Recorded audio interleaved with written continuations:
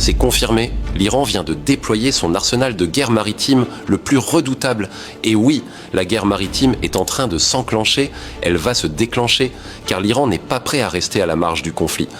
Plus de 10 sous-marins de classe Ghadir, armés de torpilles Hout, ont été déployés par l'Iran vers la mer d'Oman et vers la zone la plus redoutée par l'Amérique, à savoir le détroit d'Ormuz. Et quels que soient les calculs américains, l'Iran ne regarde pas cela. L'Iran s'apprête fermement, avec détermination, et ce que l'Iran vient de transporter dans la mer d'Oman et vers le détroit d'Ormuz est précisément ce que l'Amérique craint le plus au monde.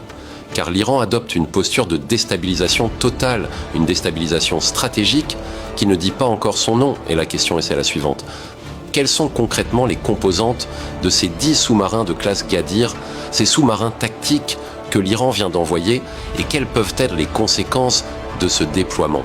C'est exactement de cette actualité que nous allons parler dans le cadre de cette conférence géopolitique dédiée à l'actualité mondiale. Mais avant de continuer, acceptez de partager cette conférence au maximum, mettez beaucoup de likes, beaucoup de partages et surtout abonnez-vous à cette page pour ne pas rater les actualités en temps réel, décryptées à 180 degrés.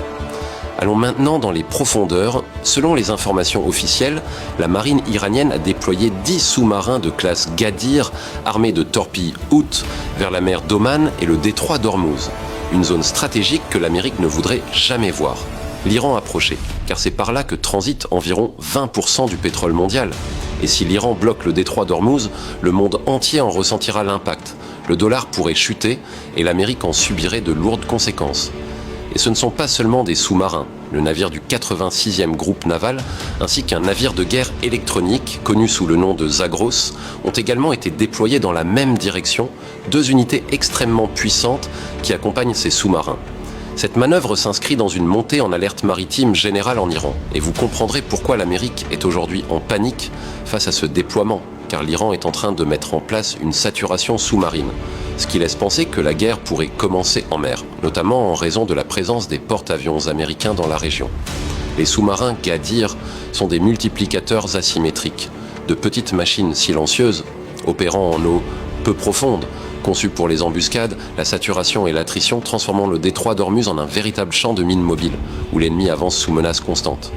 De l'autre côté, les torpilles Hout représentent une menace de proximité, misant sur la vitesse, la surprise et l'attaque à courte distance, l'objectif n'étant pas une bataille navale classique, mais la mise en danger permanente des unités adverses, en utilisant des armes qui déjouent les règles traditionnelles de la guerre maritime et s'adaptent aux nouvelles réalités stratégiques.